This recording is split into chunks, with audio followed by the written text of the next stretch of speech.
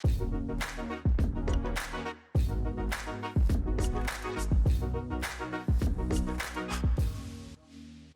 question of hiring or recruitment, I think, is a question that applies at both the staff and the board levels. Because this is, as we commit as an organization to create an organizational environment that's committed to equity and racial equity, that doesn't just happen. And people who come into the organization need to be committed to that. And able to participate in that. So that's a couple of things. One is that those kinds of inquiries are now part of the discussions we have with folks coming into the organization at either the staff level or the or the board level. So just to give an example, at the board level, our nominating committee interviews prospective board members, and there is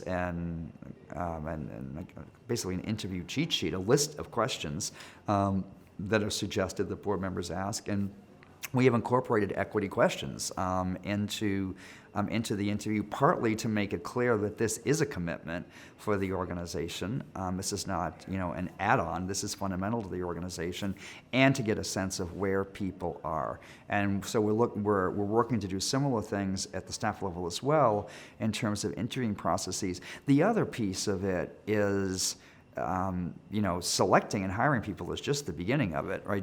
Then there is actually giving people the tools, the support, the knowledge that they need once they come into the organization. And I would say this is an area where we still have a lot of work to do. We need to, and we've been talking about this recently, we need to build a continuous program of training and capacity building around equity issues that reaches every person in the organization. We tend to be doing like a program that will work with this subset of staff or this department on this and this department on that, but that's not enough. We just had an incident recently in our all staff meeting where something happened. There was basically a person on the staff used a gendered form of humor that was problematic. And in deconstructing it after, we realized that we had done a CIS ally training with our full staff. And at first we were saying, it's somewhat surprising what that happened in light of this training. And then we realized, well, that training happened 2 years ago. And in an organization like Sage, which is dynamic and growing, there are all kinds of people who have joined the organization since who never had the benefit of that training, right? So that led to a conversation about we need a regular program and schedule of this type of training because it was an interesting situation. The person who made the comment that was so hurtful to somebody else was devastated because he had no idea.